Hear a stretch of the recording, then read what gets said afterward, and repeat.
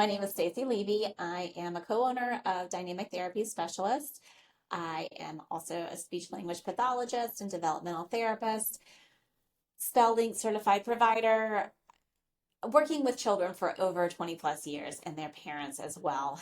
And so the point of this video is to help answer questions that I have been asked time and time again over the last 20 years about their children's study and test taking habits. And so this is the fourth question that I have kind of dove into. And so the question is, how do I know if they actually know how to study? Or it could be framed, how can I help them know how to study?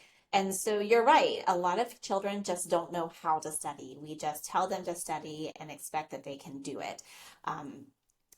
What I see a lot of times is just a reviewing of notes, reviewing of the material, looking at it, maybe rewriting it, but all what I would consider very superficial, surface level studying. And so what that will usually result in is not necessarily a retaining of information, which might be good for that one test, but not as you get older and you're having to maintain that information for later for those midterms and final term grades tests, excuse me.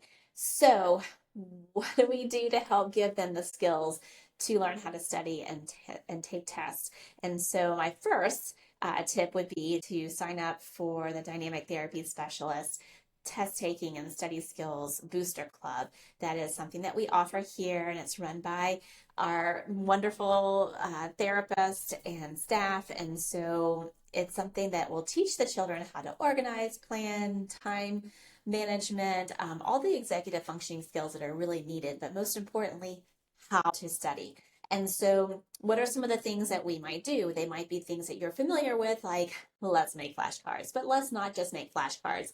Let's make them with specific information in a specific way with certain colors and incorporating them into movement activities, games, that sort of thing. Is what we know is when we activate the cerebellum, then that actually helps with retaining of information, as well as we can rewrite our notes. But again, using very specific color coding, we can, AI, has helped us out tremendously in the sense of we can take the information, put it into AI, and then it can generate practice tests and really going in and understanding what is the question asking us and then how we can answer it. Oftentimes, test taking skills really isn't teaching them how to understand the information, but it's really like how to take the test. And so that is a very important piece. How do you answer this question? What is the question asking?